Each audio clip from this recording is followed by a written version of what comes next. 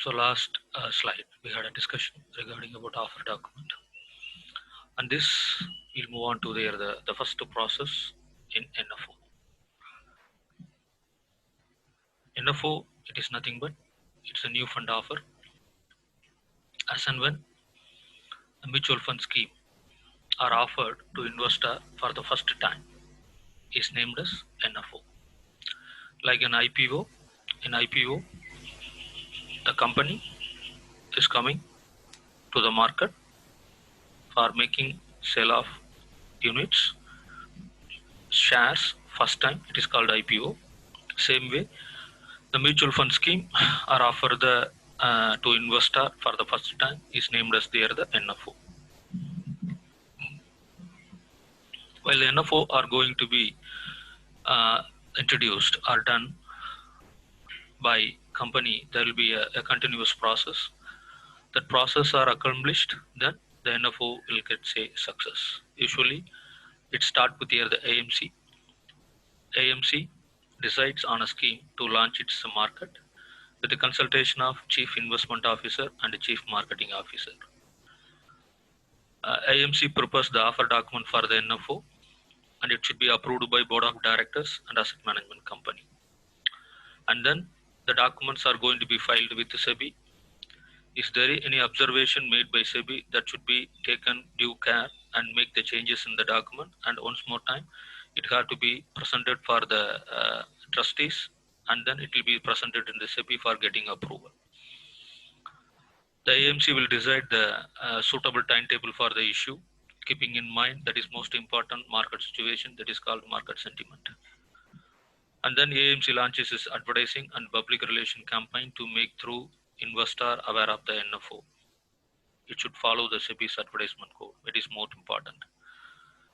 And after an AMC hold for an events for intermediaries, that is press and electronic media, to make them familiar with the scheme. It is most important because it is not like a share. Today it's okay because there is a lot of awareness is made in the mind of the investor.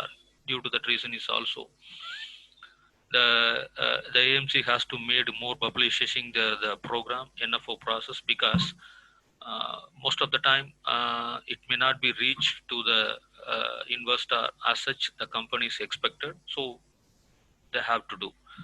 The offer document and applications forms are distributed to market intermediaries and circulated in the market so that investor can apply the NFO. While it is the scheme is meant for open-end scheme, then the 3 dates are very important. It should be announced prior, I think, through in there the offer document.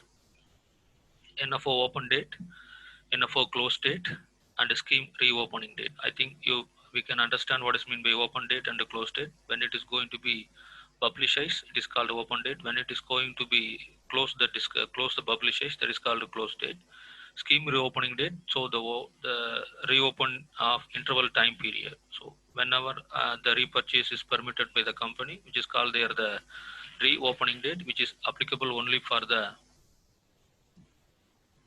open-end scheme. Whereas in the case of close-end scheme, there is only the 2 date, open date and the close date, and there is no repurchase date because the repurchase will not be permitted. And moreover, close-ended schemes are very freely available in the stock market and the stock exchanges. So if any investor needs to buy and sell in the future, they can do it in the stock exchanges.